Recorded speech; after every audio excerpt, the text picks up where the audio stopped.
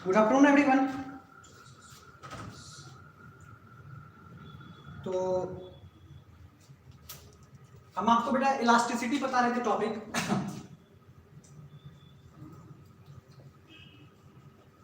और मैंने आपको अभी तक स्ट्रेस क्या है ये आपको मैंने बता दिया था, ठीक है। तो एक बार इसमें दो कैटेगरी है जिसको मैंने समझाया था आपको, स्ट्रेस और स्ट्रेन, और मैंने आपको हुक्स लॉ भी एक्सप्लेन कर दिया था। जो हुक्स क्या बोला बेटा, स्ट्रेस जो होगा वो प्रोपोर्शनल टू क्या होगा, स्ट्रेन होगा, है ना। और stress is equal to E times of strain, ठीक है। तो E इज इक्वल टू क्या होता है बेटा, स्ट्रेस बाय स्ट्रेन, है ना। ये हुक्स लॉ था और मैंने इसमें आपको ग्राफ बताया था। ये स्ट्रेस है, ये स्ट्रेन है, ये एंगल थीटा है और E बेसिकली क्या है, मटेरियल प्रॉपर्टी है।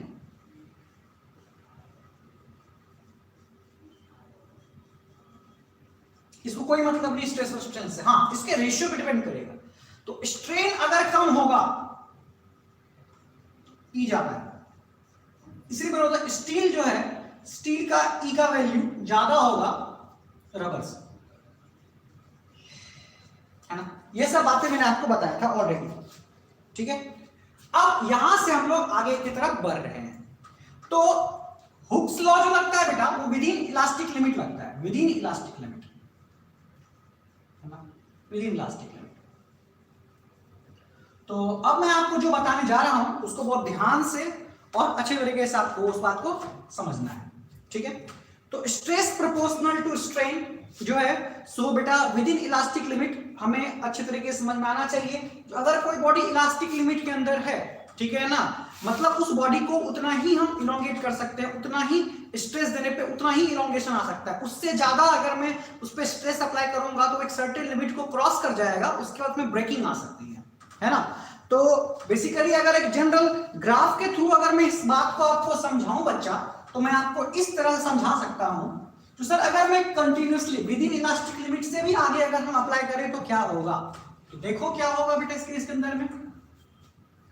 अगर तुम यहां बात करते हो स्ट्रेस है बेटा और ये स्ट्रेन है, तुमने suppose that with in elastic limit O से A तक एक बॉडी पे अप्लाई किया, है ना। ये इतना स्ट्रेस है, इतने स्ट्रेन पे आया O से A तक, हुक्स लॉ फॉलो हो रहा है। बोले सर इससे आगे कर दे तो क्या होगा। अब इससे आगे करोगे तो क्या होगा, एक शेप रैंडम सा चेंज होगा, मतलब थोड़ा सा क्या होगा, उस बॉडी के अंदर में परमानेंट इलोंगेशन आने की चांसेस रहेगी, परमानेंट इलोंगेशन आने की कोशिश रहेगा, कुछ इलोंगेशन आ जाएगा परमानेंट इलोंगेशन, है ना। मैंने बोला था तुम छोटे भाई का अगर स्लीपर पहनते हो तो एक परमानेंट इलोंगेशन आ जाता है, जब वो पहनता है तो टूटता नहीं है लेकिन थोड़ा सा ढीला महसूस होता है इसको। लेकिन उसके बावजूद भी और हम ज्यादा स्ट्रेस अप्लाई करें, उस केस के अंदर में क्या होता है बेटा, थोड़ा सा ब्रेकिंग आना शुरू होता है और एक कंस्टेंट पॉइंट के बाद में वो ब्रेकिंग तो अचीव करती है। मतलब यहां हल्का, this is called yielding point, जिसको ए बोल लो, सी बोल लो और यहां मैं डी बोल देता हूं, this is called yielding point. और यहां पे टेंड्स टू ब्रेकिंग। मतलब क्या हुआ बेटा, मतलब ये हुआ अगर आप कंटिन्यूअसली फिर भी स्ट्रेन अप्लाई कर रहे हो, है ना, तो इस केस के अंदर में क्या होगा, एक हल्का हल्का तुम देखोगे जो वहां पे थोड़ा थोड़ा सा जो है सो कटिंग टाइप का स्ट्रिंग पे आ रहा है, मतलब वो टूटने वाला है। मतलब एक स्ट्रिंग जब तुम देखोगे बहुत ज्यादा मैं पुल करता हूं तो हल्का हल्का वो थोड़ी थोड़ी पतली होने लगती है, थोड़ी थोड़ी ब्रेकिंग आने लगती है। उसके बाद क्या होता है, उसके बावजूद भी अगर मैं स्ट्रेस अप्लाई किया क्या होगा, शार्प इलोंगेशन आएगा, काफी तेजी से वो इलोंगेट होगी और वो टूट जाएगी। फिर तुम very less amount of stress भी लगाओगे ना तो वो टूट जाएगी। सो अभी हम लोगों को जो पढ़ना है वो अपने को पढ़ना है इस रेंज में, O से लेकर के A तक में। तो O से A तक में लगता है हुक्स लॉ, बाकी अपने को इधर नहीं जाना है, ठीक है ना। मुझे किसी बॉडी के ब्रेकिंग पॉइंट पे नहीं जाना है, ठीक है ना, मुझे उससे सेफ रहना है। एक अच्छा इंस्ट्रूमेंट वो होता है जो उसके ब्रेकिंग पॉइंट से कम पे उसको जो है हम उसको जो है सो लोड दे पाते हैं। जैसे एक लिफ्ट है, लिफ्ट में लिखा हुआ होता है जो 300 जो केजी वेट उठा सकता है, मैक्सिमम 5 लोग। मैक्सिमम 5 लोग क्या उसका मैक्सिमम जो है सो ब्रेकिंग क्राइटेरिया है। उससे ज्यादा चढ़ोगे क्या जल्दी पॉइंट आएगा, और ज्यादा और होगा तो टूट भी सकता है। इसलिए लिफ्ट में लिखा होता है 5%, 6%। जैसे ही तुम ज्यादा होता है वो आवाज करना, उसका सेंसर जो है सो आपका जो है सो वाइब्रेट करना या साउंड प्रोड्यूस करना शुरू कर जाते हैं, है ना। तो इसी प्रिंसिपल पे बेस्ड है। एक कोई भी इंस्ट्रूमेंट जो होता है, कोई भी डिजाइन जो तैयार की जाती है वो एक इलास्टिक लिमिट के अंदर होता है। तो हमेशा हुक्स लॉ के अंदर वो सेफ है, मतलब हाँ ठीक है, इसमें अगर स्ट्रेस आई भी तो वापस हटाने के बाद रिगेन कर लेगा, उसके बियॉन्ड नहीं जाना है अपने को, है ना। अपने को हमेशा सेफ फॉर्म में रहना। सेफ फॉर्म क्या हुआ, ब्रेकिंग से कम, ठीक है। तो अब मैं इस चीज को थोड़ा सा फॉर्मूला वाइज बताता हूं, ठीक है। ये बेसिक बात समझ में आ गया बेटा। ओ से ए तक में मैंने लिटिल स्ट्रेन अप्लाई किया, हुक्स लॉ फॉलो हुआ। ए से बी मैंने फिर थोड़ा सा वहां पे स्ट्रेस किया, मैंने इसे इलोंगेट किया, तो उसके बाद एक परमानेंट इलोंगेशन आया, फिर थोड़ी सी हल्का सा क्रैक आना शुरू हुआ, और उसके बाद थोड़ा सा भी स्ट्रेस मैंने अप्लाई किया, सडन शार्प चेंज आया और वो ब्रेकिंग को टेंट किया, ठीक है। चलो नेक्स्ट, अब यहां से फॉर्मूला शुरू हो जाएगा तुम्हारा, जिसको तुमको समझना है। And one of the most important, very important formula बेटा, यंग्स मॉडुलस ऑफ इलास्टिसिटी, सबसे इंपॉर्टेंट।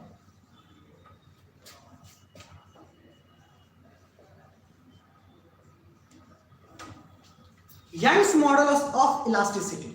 तो यंग्स मॉडुलस ऑफ इलास्टिसिटी क्या है? सबसे पहली बात बेटा, ये भी आपका जो हुक्स ने जो स्टेटमेंट दिया है उसी से मिलता जुलता है ना। सॉलिड ऑब्जेक्ट के लिए यूज करते हैं मोस्टली, सॉलिड के लिए से वायर हुआ, है ना, कोई वायर हुआ, मीटर स्टिक हुआ, रॉड हुआ, है ना, मोस्टली उसके लिए अपन यूज करते हैं, ठीक है। ये क्या बोलता है? ये बोलता है आपने एक वायर यूज किया इस तरीके से, और इस वायर पे आगे आपने एक लोड अटैच कर दिया एम मास का। तो जब आप लोड अटैच करोगे तो mg लगेगी। मान लो इस वायर का एरिया में चेंज नहीं हो रहा है, एरिया में चेंज नहीं हो रहा, और एक छोटा सा इलोंगेशन आ गया, है ना, ये इलोंगेशन आ गया डेल्टा एल, ठीक है। ये पहले एल थी, एरिया कांस्टेंट है, एरिया क्या है, कांस्टेंट है, ठीक। तो अब क्या होगा? अब ये होगा बेटा इस केस के अंदर में, चूंकि ये वायर है, सॉलिड है, इसका क्रॉस सेक्शन रेडियस तुम आर ले सकते हो, है ना। तो यहां पे डिफाइन किया गया बेटा, Young's modulus is equal to y equal to longitudinal, ये बेटा आपको जो लेंथ वाइज इलोंगेट हुआ है तो ये कहलाता है longitudinal stress by longitudinal strain. Longitudinal क्यों? मॉडुलस ऑफ इलास्टिसिटी अभी बताया आपको बेटा, E बराबर स्ट्रेस बाय स्ट्रेन। तो मॉडुलस ऑफ इलास्टिसिटी में कैटेगराइज किया है, यंग्स मॉडुलस सॉलिड ऑब्जेक्ट के लिए है, वो आपको बताती है लॉन्गिट्यूडनल आपका स्ट्रेस बाय लॉन्गिट्यूडनल स्ट्रेन, ठीक है ना। इस और आपका फोर्स लगा और ये वायर की लेंथ इंक्रीज कर गई इस तरीके से बेटा, यहां ऐसा, है ना बच्चा। तो किसके वजह से, क्यों हुआ स्ट्रेस, किसके वजह से आई? इसके वजह से आई। और इसका वेट क्या लगेगा बेटा, mg नीचे की तरफ, और ये इसका एरिया है बेटा, ये इसका एरिया है। तो यहां पे मैं लिखूंगा stress equal to mg upon area of cross section, cross section बेटा, और by strain delta L by L. तो mg by area of cross section is pi r square delta L into L, this is y। y equal to mgl pi r square delta L, very important formula बेटा, one of the most important formula. इसको अब ये मैंने mg लगा करके इसको जो है सो इलोंगेट किया है, इसमें स्ट्रेस प्रोड्यूस किया है, किसी फोर्स के थ्रू भी कर सकते थे, है ना, फोर्स के थ्रू भी किया जा सकता था। तो अगर फोर्स के थ्रू अगर मैं इस फॉर्मूले को यूज करता बेटा, फोर्स के तरह अगर मैं इसको लिखता तो मैं इसको लिखता y इज इक्वल टू बेटा force by area delta L by L. तो वहां से y इक्वल टू हो जाता है बेटा F L by A delta L. तो मैं एक कंपेयर करूंगा इसको, फोर्स की वैल्यू आएगी Y A delta L by L. एक बार सारे टर्म को समझ लेते हैं। यंग्स मॉडुलस कांस्टेंट होगा वायर का क्योंकि मटेरियल नहीं बदलेगी, A area of delta L by L, है ना। ये फॉर्मूला हो गया। अगर आप किसी भी वायर को अगर आप एफ फोर्स लगा करके या एमजी फोर्स लगा करके आप उसको इलोंगेट करते हो, उसमें इलोंगेशन लाते हो, तो उसका ये रिलेशन होता है, keeping that area is constant. हाँ, एरिया वेरी भी कर सकता है क्योंकि वॉल्यूम वायर कांस्टेंट होता है। जब लेंथ में बढ़ाऊंगा तो ऑब्वियसली बात है एरिया घटेगा। च्युइंगम जब खींचते हो च्युइंगम लंबा होता है लेकिन पतला हो जाता है ना। तो आपको मैं वो भी केस बताता हूं, लेकिन उससे पहले आपको यंग्स मॉडुलस समझ में आना चाहिए कि ज्यादातर क्वेश्चन अगर एग्जाम में आते हैं तो यंग्स मॉडुलस को ही उठाया जाता है, सॉलिड के लिए होता है। बाकी इसके बाद मैं नेक्स्ट बताऊंगा लिक्विड और गैस के लिए, लेकिन अभी आपको यंग्स मॉडुलस को थोड़ा समझना पड़ेगा। चलो तेजी से बेटा सब लोग इसको लिख लो तो थोड़ा मजा आ जाए। सब लोग इसको लिख लो और लिख के मुझे बता देना सर लिख लिया, डन, है ना। मैं थोड़ा टाइम दे दूंगा 30 सेकंड, इसको आराम से लिखो, अच्छे से नोट्स बनाओ।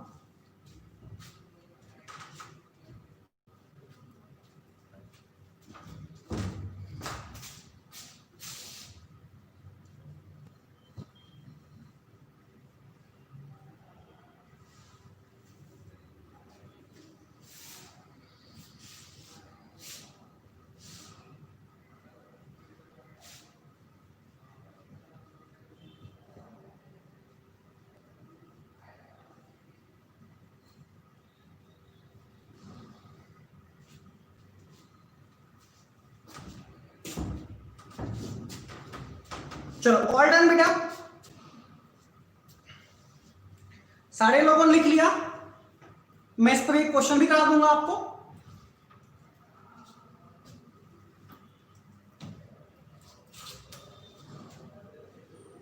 चलो सबने लिख लिया, मैं क्लीन कर रहा हूं इसको।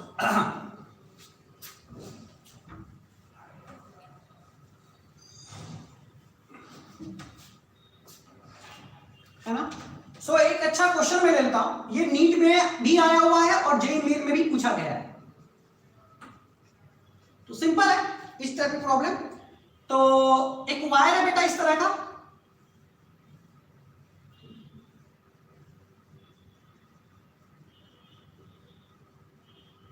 ठीक है, और ये इस तरह से लटका हुआ बेटा,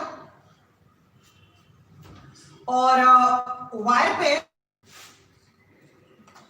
थोड़ा सा और चेंज कर देते इसको। एक साथ ये स्टील का वायर की कोई दिक्कत नहीं है, मैंने थोड़ा सा वेट अटैच कर दिया इस पे 4 kg का, और एक दूसरा वायर ले लिया। किसका ले लूं, एल्युमिनियम का लेता हूं, एल्युमिनियम का, और ये 2 kg का बेटा,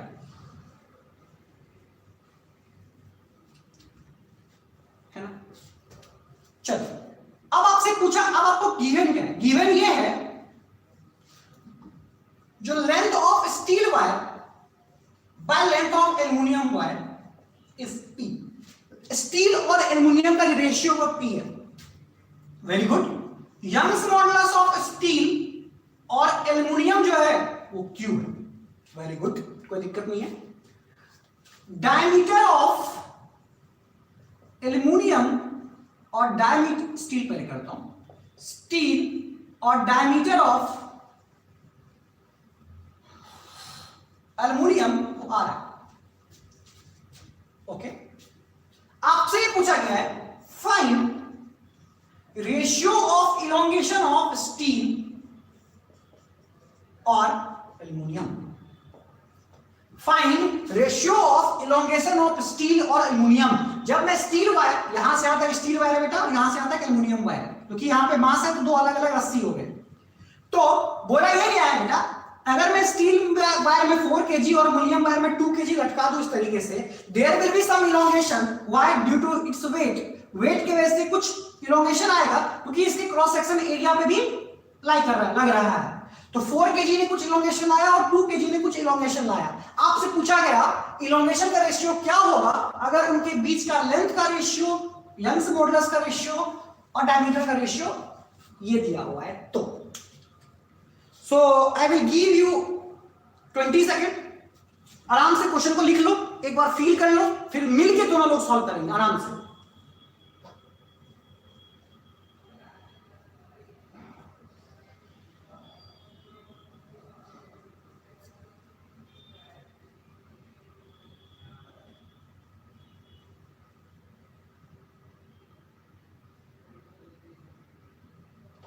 ओके, तो अब मैं इस क्वेश्चन को सॉल्व कर रहा हूं, ठीक है, ठीक है। तो सबसे पहले बेटा फॉर्मूला, सबसे पहले फॉर्मूला जरूरी है। डेल्टा एल का फॉर्मूला अगर मैं क्रॉस मल्टीप्लाई करूंगा इसको, तो आप बोलोगे सर एफ बराबर आपने दिखाया Y A delta L by L, तो डेल्टा एल क्या होगा? Simple F L by A Y. वाह, सही है सर। और एरिया क्या होता है बेटा? पाई इंटू आर स्क्वायर, और आर क्या होता है? डी बाई टू का whole square, pi D square by 4 होता है बच्चा। पाई और 4 कांस्टेंट है, तो एरिया प्रोपोर्शनल टू क्या हो गया? D square. ओके, यहां तक क्लियर है। अब आया फॉर्मूला बन गया, अब चाहिए रेशियो स्टील का और एल्युमिनियम का। लो भाई, स्टील को एस से लिखता हूं मैं, तो यहां पे क्या हो जाएगा? डेल्टा एल एफ और एल के प्रोपोर्शनल है, स्टील स्टील, एल्युमिनियम एल्युमिनियम, ठीक है।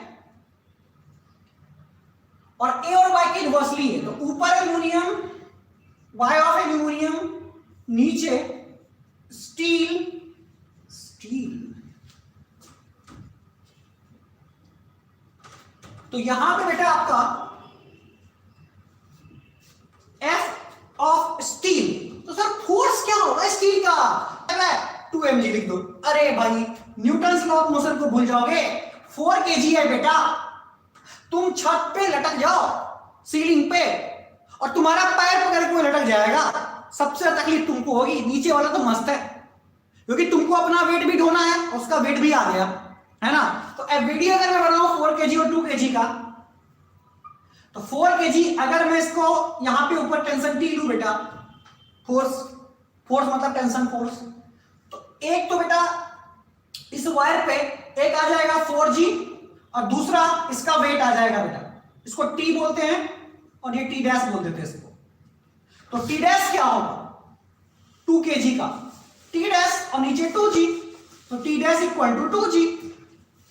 लेकिन इसके लिए बात करें बेटा, तो टी डैश भी यहां से आ लगेगा, एफबीडी बनाएंगे तो ऐसे टी डैश, तो टी इक्वल टू क्या आ जाएगा? 4g plus T dash, 4g plus 2g, 6 है ना। ये गड़बड़ी होती है। 4 kg पे टोटल वेट क्या है? एक 4 kg का, एक 2 kg का, 6, और इस पे क्या है? सिर्फ 2। मजा है इसका। तो यहां पे जो है, तो इसी चीज को मैं सब्स्टिट्यूट करता हूं, फोर्स ऑन स्टील वाला अगर बात G, ठीक है, एल्युमिनियम के लिए 2G, length of S bye length of aluminium, ये दे रखा है बेटा आपको P। एरिया, एरिया तो प्रोपोर्शनल है, डी स्क्वायर के प्रोपोर्शनल एरिया, तो एल्युमिनियम स्टील और डायमीटर का दे रखा है। स्टील देखो, डायमीटर का स्टील बाय एल्युमिनियम दे रखा है, अपने को एल्युमिनियम बाय चाहिए, तो क्या करना पड़ेगा? आर का स्क्वायर, क्योंकि एरिया डी के स्क्वायर, एरिया डी के स्क्वायर है, तो एरिया लिखना है, डायमीटर नहीं लिखना है, तो एरिया डी का स्क्वायर। लेकिन डायमीटर जो है, अगर मैं बात करूंगा बेटा यहां पे diameter of aluminium by diameter of steel, तो 1/r हो जाएगा। तो एरिया अगर मैं लिखूंगा aluminium by area of steel, तो 1/r स्क्वायर हो जाएगा। So it is what? 1/r square. Young's modulus पलट दो तो क्या हो जाएगा? Q। इसने इसको मार दिया और 2 3 जा 6, 3p r square into Q। This is answer. कितने बच्चों का हुआ था?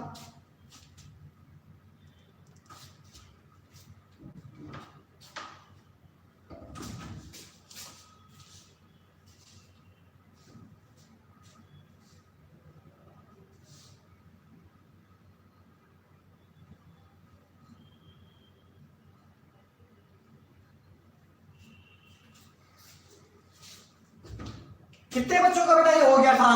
बेहतरीन क्वेश्चन।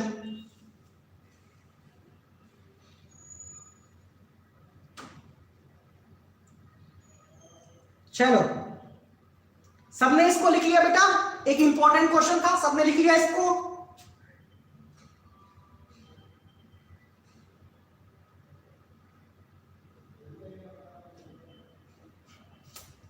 सबने लिख लिया बच्चे?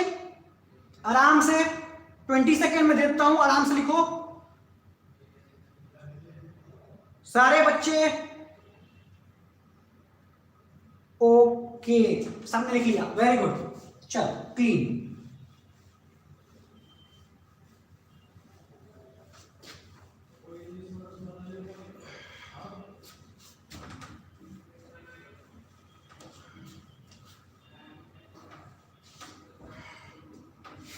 ओके बेटा, नेक्स्ट, आराम से हमने ये चीज देख लिया। Again important note, important note, note important. What is important note? Note क्या है? नोट ये है जो, अगर मान के चलो बेटा ये वायर है और मैंने इस वायर का लेंथ चेंज किया खींच के इस तरीके से, है ना? समझना इस चीज को। पहले एरिया ए था, लेंथ एल था। अभी जो है बेटा इसका लेंथ एल डैश हो गया, एरिया ए डैश हो गया। क्योंकि जब बेटा अगर मैं बोलूंगा area is not constant, area अलग अलग है। जब एरिया कांस्टेंट है तो कोई दिक्कत नहीं है, लेकिन जब अब आपने एक ही वायर पे दो अलग अलग फोर्स लगाए, पहले लगाया 2 न्यूटन, बाद लगाया 10 न्यूटन, इलोंगेशन अलग अलग हुआ, तो उस केस के अंदर में आपको एक बात हमेशा समझ में आना चाहिए, और यह हमेशा के लिए बेटा एक बहुत बड़ा कॉन्सेप्ट है। कॉन्सेप्ट यह है बेटा, जो सिलेंडर होगा उसका जो वॉल्यूम होगा वो ऑलवेज कांस्टेंट होगा। Volume is always constant. It is very important, very very important. Volume of the wire is always constant. कुछ भी हो जाए वॉल्यूम ऑफ वायर कांस्टेंट ही रहेगा, है ना? ये बहुत इंपॉर्टेंट है। पता है इस कॉन्सेप्ट पे आपको नीट में भी क्वेश्चन था, एडवांस में भी क्वेश्चन था, ठीक है ना? तो काफी इंपॉर्टेंट है। एडवांस को से मैंने सॉल्यूशन बनाया है, आप बच्चे देख सकते हो। एनएलएम का एक क्वेश्चन था, ठीक है ना, ट्रिपल ब्लॉक वाला, आप चेक कर सकते हो। आप जो चैप्टर पढ़े हो उसको आप देख सकते हो वहां पे। सो कॉन्सेप्ट जो है वो क्या है बेटा? वॉल्यूम का कांस्टेंट है, कांस्टेंट वॉल्यूम। बोलो सर वॉल्यूम कांस्टेंट, इसका मतलब ये हुआ, आप ये बोल रहे हो अगर मैं लेंथ बढ़ाया तो एरिया तो घट गया। देखो एरिया छोटा हो गया, सर सिंपल सी बात है, एरिया छोटा हो गया। तो length is inversely proportional to area. Length बढ़ने से एरिया कम होता है, इसका मतलब लेंथ इनटू एरिया क्या होगा बेटा? Always constant. So you can write simply L1 A1 बराबर L2 A2। So L into A बराबर L dash A dash. This is the logic. अगर लेंथ L से 4L हुआ है तो एरिया A से A/4 होगा। ये बहुत इंपॉर्टेंट है, 12th में भी आगे आएगा रेजिस्टेंस वाले केस में, है ना? लेकिन आपको याद रखना है अभी अगर एरिया वैरी कर रहा है तो length inversely proportional to area होता है। L inversely proportional to A, A into L is always constant। A1 L1 बराबर A2 L2, है ना? तो ऐसे कैसे कर सकते हैं? मैं इसको खींच दिया। अब बोलो सर एरिया कैसे बढ़ा दूंगा? टेंजेंशियल फोर्स लगा दो, टेंसाइल फोर्स लगा दो, टेंसाइल, या कंप्रेस कर दो, एरिया छोटा कर दो, तो बढ़ जाएगा, है ना? सो दैट इज इंपॉर्टेंट, इसको आपको दिमाग में रखना है। तो इसको जल्दी से लिख लें, फिर आगे बढ़ते हैं अपन।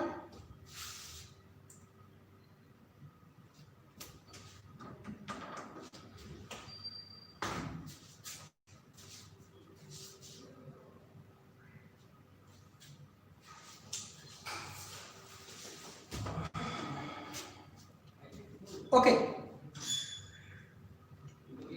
इतना तक तो बात समझ में आ गई।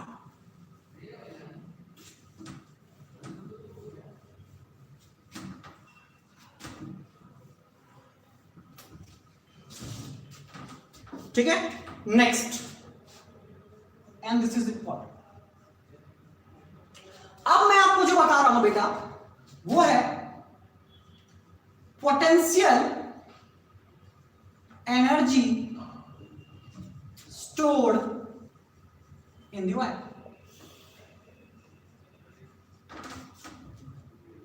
ठीक है, वायर इलॉन्गेशन।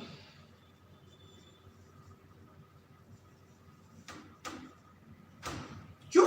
क्योंकि अगर वायर को आप इलॉन्गेट करते हो तो वो शेप चेंज करता है। और शेप अगर चेंज होती है तो एनर्जी स्टोर जो होगा वो इन टर्म्स ऑफ पोटेंशियल होगा। सिंपल सा बात है, शेप एंड साइज कॉन्फ़िगरेशन की वजह से जो एनर्जी आती है वो पोटेंशियल एनर्जी कहलाती है ना।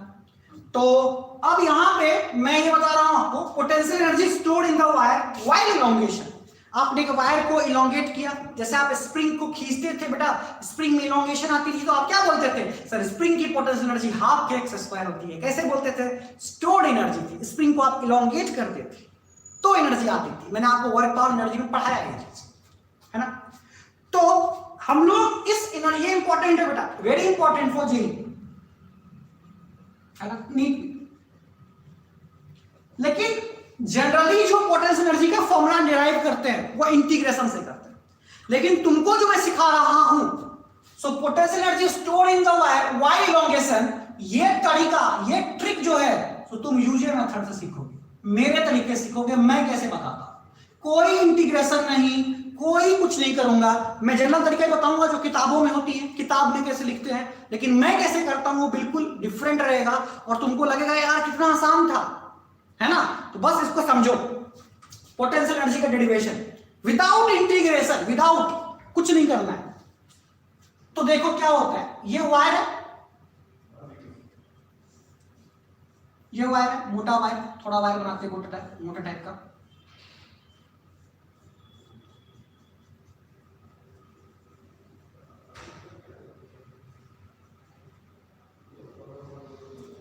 ये हो गया वायर बेटा अपना। अब इस वायर में इस वायर में मैंने कुछ फोर्स लगा के इसको इलोंगेशन लगा, फोर्स लगा दिया भाई अपनी इच्छा, तो मैंने इस पे फोर्स लगा दिया F। तो भाई L लेंथ का वायर था, वायर में आ गई इलोंगेशन। तो ठीक है भाई, वायर में इलोंगेशन आ गई और मैं बोलता हूं area is constant, area constant है। तब बताओ एरिया वैरी नहीं कर रही, मतलब बहुत ज्यादा चेंज नहीं हुआ है, थोड़ा सा चेंज किया। जब तक एरिया चेंज करने के लिए नहीं बोलेगा नहीं करना। तो लो भैया थोड़ा सा इलोंगेट कर दिया, इसमें क्या है, इसमें कौन सी बड़ी बात है। कितना इलोंगेट हुआ, सर ये डेल्टा L मान लो 5 गया। फिर से वही बात, ये पूरा L डैश हो गया बेटा और डेल्टा L क्या हो जाएगा, L डैश माइनस का। सिंपल तो है सर, क्या कुछ नहीं, कोई दिक्कत नहीं है। डेल्टा L मतलब बेटा इलोंगेशन, इलोंगेशन बोलते हैं इसको। सर एक बात बताओ, आप ऐसा ही कुछ करके स्प्रिंग के बारे में बताए थे। स्प्रिंग में आपने क्या बोला था, ये आपका एक स्प्रिंग है सर इस तरीके से, और स्प्रिंग पे जो अगर मैं F फोर्स लगाता हूं, ठीक है ना, तो स्प्रिंग जो है सो Fs फोर्स पीछे की तरफ लगाती है, रिस्टोरिंग फोर्स। स्प्रिंग को भी खींचना, स्प्रिंग तुमको अपनी तरफ खींच लेगी, है ना। तो Fs जो होता है बेटा, मान लो आपने इसको खींचा, ये इतना खिंचाया, सपोज दैट बेटा ये डेल्टा L इलोंगेट हुआ ये भी, और इधर की तरफ लग रहा है स्प्रिंग फोर्स। तो Fs की वैल्यू क्या होती है, बोलोगे सर सिंपल तो है, स्प्रिंग कांस्टेंट Fs बराबर kx। कई लोग बोलेंगे Fs बराबर माइनस kx, अरे भाई गलत है। स्प्रिंग फोर्स kx ही होता है, k डेल्टा L ही होता है। फोर्स ये जो लिखोगे ना बेटा, वो F, ये F जो होता है वो होता है माइनस Fs। मैंने वीडियो लेक्चर में पढ़ाया था, जो लोग मेरा वीडियो लेक्चर देखे होंगे उनको ये सब बात समझ में आ रहा होगा मैं क्या बोल रहा हूं। स्प्रिंग को मैं खींचा हूं, है ना। तो अब जो है सो तुम यहां पे ध्यान से समझो, स्प्रिंग को मैंने खींचा, स्प्रिंग को नहीं कह रहे भाई खींच क्यों रहे हो, अपने पास आओ, पास आओ मेरे, रिस्टोरिंग है हम, तो हम एनर्जी स्टोर करके रखेंगे। तो बोला ठीक है भाई। जैसे ही फोर्स लगाया, स्प्रिंग उतना फोर्स लगा के चाह रहा है पीछे खींचने की कोशिश कर रहा है, तो स्प्रिंग इलोंगेशन की वजह से जो एनर्जी स्टोर किया, क्यों सर एस समझे एनर्जी है भाई, स्प्रिंग को पुश करके और एक बार हाथ को अपने आगे लगा देना, जबरदस्त चोट आती है भाई। स्प्रिंग पर रखा था, चोट नहीं लग रहा था, थोड़ा प्रेस करके छोड़ दिए, चोट लग गया। क्यों, क्योंकि जब तुमने प्रेस किया चाहे इलोंगेट या कंप्रेस, तो उस केस के अंदर में पोटेंशियल एनर्जी स्टोर हो गई। वही पोटेंशियल एनर्जी तुम्हारे हाथ पे लगी तो तुमको चोट महसूस हुई, क्योंकि एनर्जी इम्पार्ट हो गया, एनर्जी लॉस हो नहीं सकता, एनर्जी वो तुम्हारे हाथ में ट्रांसमिट हुआ। तो यहां पे स्प्रिंग होता है K डेल्टा एल। बोलोगे सर ये वायर है वो स्प्रिंग है, आप बताना क्या चाहते हो? बताना मैं ये चाहता हूं अगर तुम स्प्रिंग को खोल दो, पूरा खींच दो, तो ये वायर नहीं बन जाएगा। स्प्रिंग को खींचोगे तो ये क्या बन जाएगा? वायर बन जाएगा। कंप्लीट खींच दो, स्प्रिंग को पूरा खींच दो, वायर बन जाएगा। बोला हाँ सर, तो बात सही बोल रहे हो। इसका मतलब सर ये भी वायर है। स्प्रिंग किसी एलिमेंट का होता है, चाहे एल्युमिनियम का बने, कॉपर का बने, एलिमेंट का ही बनाओगे सर, तो ये भी एलिमेंट का है, ये भी एलिमेंट का है। मतलब सर नेचर तो सेम होगा, इसमें भी इलोंगेशन, उसमें भी इलोंगेशन। ओ इसका मतलब सर इसमें जो आप फोर्स निकाले थे वो क्या था? तो इसमें सर फोर्स आपने निकाला, अभी भी मुझे याद है, आपने निकाला था वाई क्या? Young's modulus of the wire. Young's modulus हर मटेरियल का अपना अपना होता है, हर मटेरियल का अपना अपना होता है ना? तो Y A delta L by L. ओ ये हो गया वायर का और ये हो गया स्प्रिंग का। तो सर वायर और स्प्रिंग आपने बोला कंपेयर कर सकते हैं, compare when you compare what you will get? F of wire equal to मैंने क्या बोला बेटा आपको? F of spring. So Y A delta L by L equal to you will get K delta L. So यहां से तुम्हें क्या मिला? के का value spring constant Y A by L. O that is very important. तो बता एक बार JEE mains में यही से क्वेश्चन पूछा गया था, जेई मेंस और एम्स दोनों में आया हुआ है स्प्रिंग कांस्टेंट की वैल्यू YAL दिया था। कई बच्चे परेशान हो गए सर स्प्रिंग कांस्टेंट है और ये सर यहाँ पे आप इसको कैसे यूज लिया है? बेटा ये फोर्स कांस्टेंट बोलो, स्प्रिंग कांस्टेंट बोलो, एक ही बात, ठीक है? तो अब जो है सो तुम अगर यहाँ पे, अब जो है तुम अगर यहाँ पे ये K तुमको निकल गया तो बोलोगे सर स्प्रिंग की एनर्जी कितनी होती है? बताओ सर स्प्रिंग की एनर्जी। बोला सर हटा हुआ है, स्प्रिंग की एनर्जी हाफ के एक्स स्क्वायर होती है। एक्स के बदले सर आप डेल्टा एल यूज कर लो ना, क्या दिक्कत है? एक्स क्या है? डेल्टा एल इलोंगेशन है। बोले वाह, तो सर वायर का बताओ जल्दी से, वायर का बताओ जल्दी से, फटाफट वायर का बता दो, मजा आ जाएगा। चलो भाई वायर का तुमको तुरंत बता देते हैं। तो वायर का हो जाएगा U of wire, potential energy stored in wire, half के डेल्टा एल स्क्वायर। लेकिन के वायर का है, के किसका है? वायर का है, ये वायर के लिए लिखते हैं बेटा। तो यहां हो जाएगा half Y A delta L का होल स्क्वायर। बन गया बात, कोई इंटीग्रेशन कुछ नहीं। सो हाफ, सर थोड़ा रीअरेंज कर लेते हैं, थोड़ा अच्छे तरीके से लिख लेते हैं प्यार से। तो डेल्टा एल, बोलो सर ये तो क्या है? ये तो फोर्स है, यही तो फोर्स है sir. Y A delta L by L, आपने तो फोर्स लिखा है, फोर्स का फॉर्मूला तो आपने यही बताया है सर। इसका मतलब क्या हो गया? हाफ इनटू फोर्स, जो स्ट्रेचिंग में यूज हुआ है इसको बोलते हैं स्ट्रेचिंग फोर्स। जो लोग देख रहे हैं वीडियो तो वो नोट्स में लिख लें, F इज स्ट्रेचिंग फोर्स। इस फोर्स के वजह से वायर इलोंगेट की इनटू इलोंगेशन।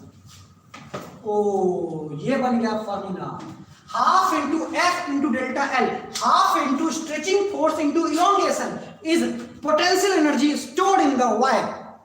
क्या? स्प्रिंग का हाफ के एक्स स्क्वायर। अगर स्प्रिंग वायर में कन्वर्ट होगा के बराबर क्या होगा? Y A by L. Direct answer आ गया, डायरेक्ट स्मार्ट मेथड से, डायरेक्ट कुछ नहीं करना है, सब दिमाग में सेट है, सिर्फ के बराबर वाई ए बाय एल याद रखना है ना? और भी फॉर्म है इसके, मैं तुम्हें सारे फॉर्म बता रहा हूं, एक बार इसको 40 सेकेंड में 40 सेकेंड में लिख लो तेजी से।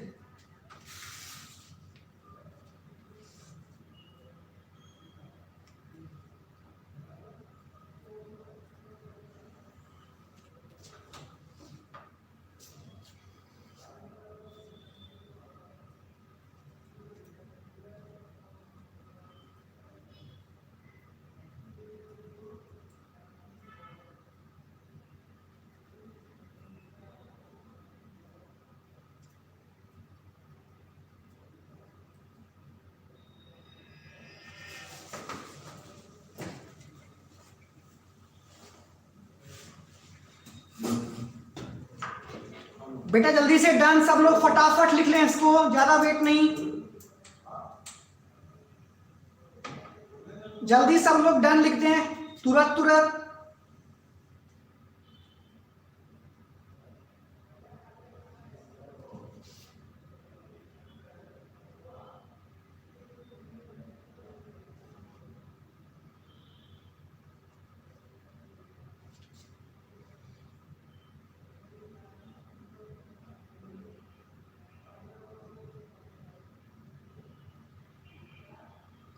और जितने लोग कनेक्टेड है बेटा फटाफट लाइक कर दे सब लोग।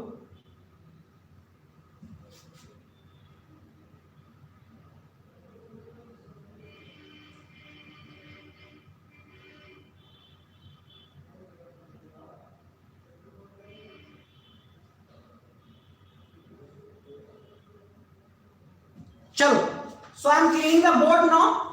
अब देखो आगे, ये हो गया बेटा। Next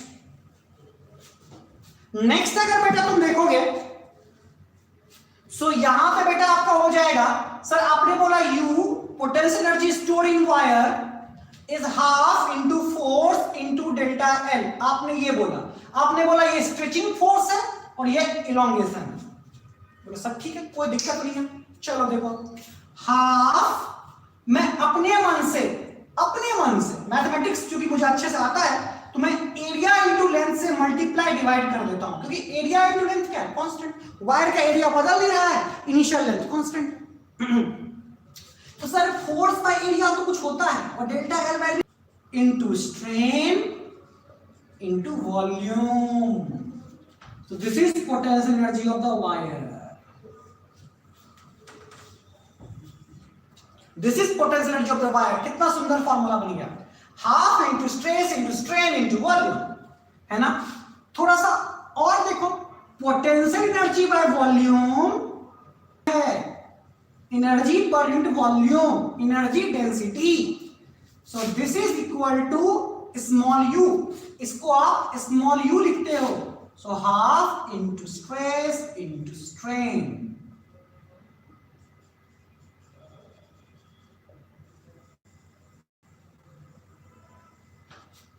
Half into stress into strain. This is potential energy by volume. है कि नहीं है? क्लियर है बेटा?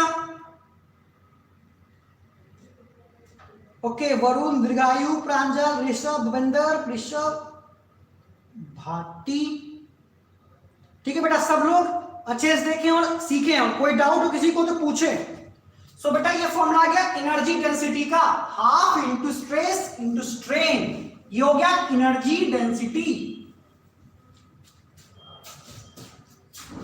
तो ठीक है बच्चा, थोड़ा सा और स्ट्रेस लिख लेते हैं। तो सर एक बात बताओ, आपने एक चीज और भी बताया है, ये स्ट्रेस कौन सा वाला? Longitudinal stress and longitudinal strain. So stress by strain, ये तो सर क्या होता है? यंग्स मॉडुलस होता है, ये तो आपने बता दिया है।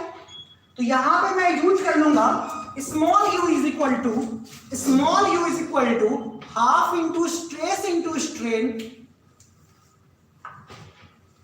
सो हाफ इंटू स्ट्रेस के बारे में अगर आप बात कर दें तो stress equal to Y times of strain into strain. So this is half into y into strain का whole square. So और आगे देखो, u is equal to half into stress into strain. So बेटा strain equal to stress by y. So stress into stress by y. So this is what stress का whole square by 2 times of y. So this all are the very important formula जो आपको दिमाग में रखना है। तो बोलोगे sir हमने तो एक बेसिक ट्रिक समझ लिया। ट्रिक क्या था? ट्रिक ये था सर, मुझे स्प्रिंग का याद है, हाफ के एक्स स्क्वायर, के को लिखूंगा वाई ए बाई एल, बाकी चीज तो सर खुद ही निकाल लूंगा, खट खट खट खट, है ना। जो पूछेगा निकाल लेंगे, उसमें क्या है ना। तो half into F into delta L, ये भी सही है एनर्जी का। Half into stress into strain into volume, ये भी सही है। एनर्जी डेंसिटी का ये भी सही है और ये भी सही है। सब अपने को निकालना आना चाहिए, कोई इंट्रीगेशन नहीं, कहीं कुछ नहीं। तुम बुक का देखोगे तुम पागल हो जाओगे, यार क्या किया है, एक्स पे जाके डीएक्स लेके किया है। मैं तुम्हें वो भी करके दिखा सकता हूँ, it's not a big deal, है ना। मैं आराम से करके दिखा सकता हूँ, है ना। तो पहले इसको आराम से देखो, सीखो ये क्या है, ये तुम्हें बहुत काम आने वाला है।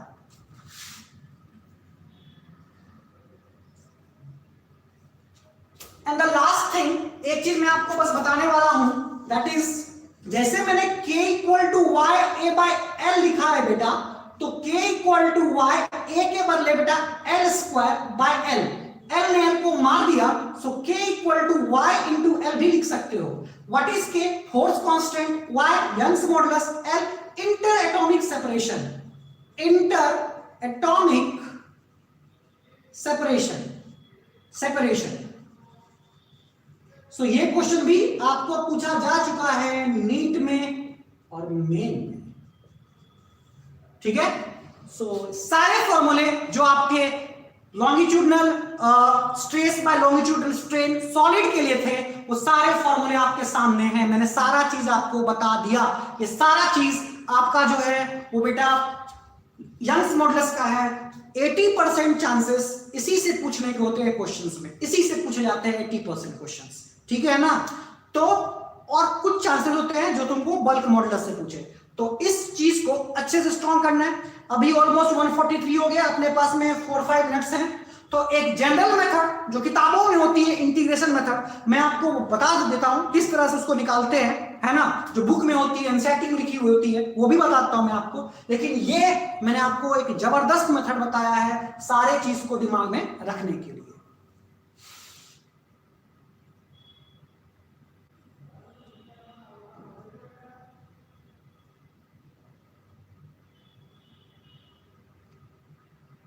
सो ऑल डन बेटा। क्या मैं हटा दूं सब चीज को? इन सारे चीज को हटाता हूं बेटा।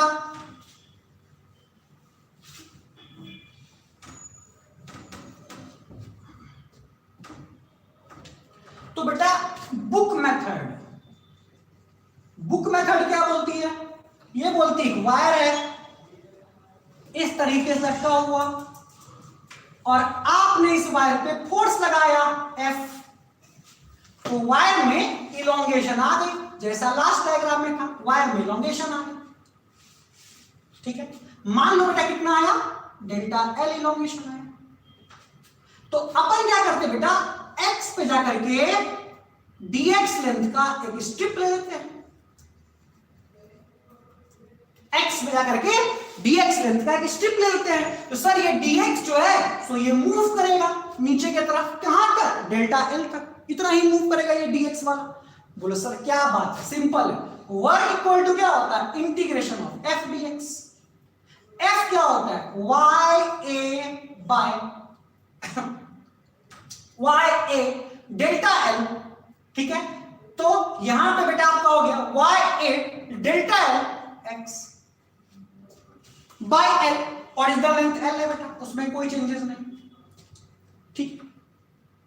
तो अब जो है x इलोंगेशन हुआ पहले बेटा, उस पे dx वर्क हुआ, इलोंगेट होने के बाद dx वर्क हुआ। लो भैया dx कहां से कहां तक? 0 से आप जो है कहां तक जाओगे? डेल्टा L तक जाओगे। पहले इंटीग्रेट कर लो, ya बाय L और x dx का इंटीग्रेशन x स्क्वायर बाय 2, 0 से डेल्टा L। तो क्या हो गया? कितना सिंपल, ya बाय L, 2 को बेटा बाहर कर लो, डेल्टा L का होल स्क्वायर। अरे सर वही तो हो गया जो पहले था, पहले भी तो यही था ना, पहले भी तो यही आया था और आपने घुमा फिरा के वही ले आया, सेम चीज ले आया, बस इंटीग्रेशन था। क्या किया? ये वायर L लेंथ का है, F फोर्स लगाया, इनिशियली x इलोंगेशन आया, इलोंगेट होने के बाद dx ये डिस्प्लेस किया, मतलब dx वर्क किया, ये एक्सटर्नल वर्क है f dx। f क्या है? f का फॉर्मूला मैं ऑलरेडी बता चुका हूं, क्या होता है बेटा? ya delta L by L होता है, k इंटू L होता है, k ya बाय L है। सो आपका यहाँ पे इलोंगेशन जो हुआ बेटा वो पहले कितना हुआ? x इलोंगेशन हुआ है पहले, लेकिन इलोंगेशन टोटल कितना होना है? डेल्टा L तक होना है। और x इलोंगेट होने के बाद dx वर्क किया, तो वर्क हो गया f dx, f की वैल्यू रख दिया, इंटीग्रेट 0 से डेल्टा L तक कर दिया, ये वैल्यू आ गई। तो यहाँ पे वर्क बराबर जो वर्क एक्सटर्नल किया वो है half ya by L delta L। अरे सर वही तो बन गया, half into f into delta L। फिर से वही procedure, same procedure.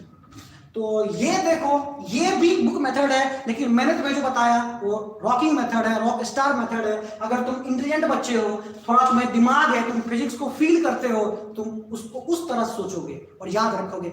Sir spring का हाफ के एक्स स्क्वायर, आपने बोला स्प्रिंग वायर में होगी तो k बराबर वाई ए बाय एल, और x इलोंगेशन है तो इलोंगेशन डेल्टा एल होता है, तो half Y A by L delta L. सब निकल गया खट खट, है ना। तो थोड़ा आप सोचना घर जाके बेटा, है ना, क्योंकि आप फिजिक्स सोचोगे तो थोड़ा मजा आएगा, है ना, अच्छा लगेगा आपको। सर ने ये चीज बताया, मुझे ऐसा सिखाया सर ने हमें आज, है ना। तो दैट इज वेरी इंपॉर्टेंट, है ना। एक अभी कितना टाइम बचा हुआ, ऑलमोस्ट 2 मिनट टाइम बचा हुआ है, 2 मिनट टाइम बचा हुआ है। एक छोटी सी चीज है वो मैं आपको बता देता हूं, उसके बाद ये टॉपिक लॉन्गिट्यूडनल खत्म हो जाएगा, फिर बल्क पे आ जाएंगे। मतलब मैं अभी भी बोलता हूं 80% चांस क्वेश्चंस के इसी टॉपिक से होते, यहीं से पूछता है ना।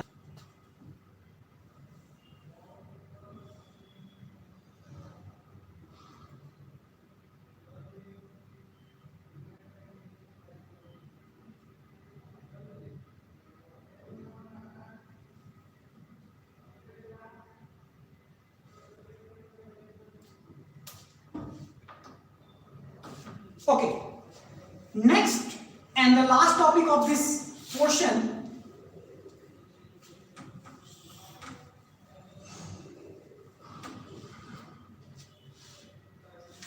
last topic and very important again, elongation due to its own weight। ऐसा लिखा होगा own weight, कितना आसान है, ऑन वेट। सिंपल सी बात है, कोई भी बॉडी है बेटा, उस पर फोर्स नहीं लगा है, लेकिन वो अपने वेट के वजह से जो है सो इलोंगेट की। किसी भी बॉडी का, किसी भी यूनिफॉर्म बॉडी का यूनिफॉर्म वायर है, और किसी भी यूनिफॉर्म बॉडी का जो वेट होता है उसके सेंटर ऑफ ग्रेविटी जो होती है वो ठीक उसके सेंटर ऑफ मास पे लाई करती है। तो सेंटर ऑफ मास किसी यूनिफॉर्म वायर का कहां होता है, बीच में। सेंटर ऑफ मास पढ़ाए थे आप लोग। तो अगर एक यूनिफॉर्म वायर है बेटा, अगर ये यूनिफॉर्म वायर है तो इसका सेंटर ऑफ मास कहां लाई करेगा, अगर ये L लेंथ का है तो L/2 पे लाई करेगा सेंटर ऑफ मास। तो अगर अपने वेट के वजह से इलोंगेशन होता है तो सेंटर ऑफ मास के अबाउट होता है, तब ये लगता है यहां पे mg। अगर इसका m मास है, L लेंथ है, दैट इज वेरी इंपॉर्टेंट। तो इलोंगेशन इज FL/AY। तो L यहां L सेंटर ऑफ मास होता है। जिसको ये बात पकड़ में आती है, this is again use a method, direct तुम चीज को समझ सकते हो, नहीं तो वापस इंटीग्रेट करो। तो तुमको दिमाग में रखना है elongation due to on its weight का मतलब सेंटर ऑफ मास के अबाउट से बात कर रहे हैं, यूनिफॉर्म में। तो यहां हो जाएगा FL क्या लिख सकते हो आप, कोई दिक्कत नहीं है। एरिया ऐसे चाहो तो πr² लिख दो या a लिख दो, आपकी इच्छा है ना। You can write a is equal to πr² if radius is given and this is y. You can also write, this is also formula here, but you can also write mass equal to density into volume. Mass is equal to density into volume, and volume is what, area into length. So you can write rho al into g into L/2 ay. ओ area ने area को मार दिया, so rho g L²/2y। This is again one of the most important formula here. सो ये फॉर्मूला जिस बच्चे को याद है, वेरी इंपॉर्टेंट। आप चाहो तो यहीं तक क्वेश्चन लिख के खत्म हो सकता है, लेकिन आपको इस फॉर्म से इस फॉर्म में कन्वर्ट करना आना चाहिए। कोई भी बॉडी इलोंगेट करती है, अगर मैं छत पे खड़ा हो गया और मैं इलोंगेट हुआ तो अपने वेट के वजह से मेरा पूरा बॉडी जो है तो सेंटर ऑफ मास के अबाउट टोटल फोर्स एग्जर्ट होगी। फोर्स जो रहेगा बेटा वो सेंटर ऑफ मास के about, this is centre of gravity, और एक यूनिफॉर्म बॉडी के लिए सेंटर ऑफ ग्रेविटी ठीक उसके बीच में होती है। सो इलोंगेशन अपने वेट के वजह से वो सेंटर ऑफ मास के अबाउट होता है। सो दैट टॉपिक को कंप्लीट कर दिया है। नेक्स्ट क्लास में मैं 1-2 क्वेश्चन करा करके बल्क मॉडल्स पे आ जाऊंगा। एंड थैंक यू, आज मजा आया थोड़ा सा कॉन्सेप्ट डिस्कस करने में, और काफी अच्छा थ्योरी में तुम्हें समझाया है। एक बार जरूर वापस देखना और अच्छे से नोट्स बनाना बेटा, है ना। क्योंकि मैं इलास्टिसिटी, हिट जो भी है, सामने जो भी टॉपिक्स आएंगे सबको मैं डिटेल्स में क्लासरूम की तरह डिटेल्स में पढ़ाऊंगा मॉडल के साथ में, तो मजा आ जाएगा तुमको, है ना। थोड़ा अच्छे तरीके से रिवीजन भी रखना। Any doubt feel free to ask. कितनी बार बोल दिया हूं, इस बात को कभी भी दिमाग मत रखना जो सर डांटेंगे कुछ पूछेंगे तो, हमेशा पूछना। चलो, थैंक यू एवरीवन।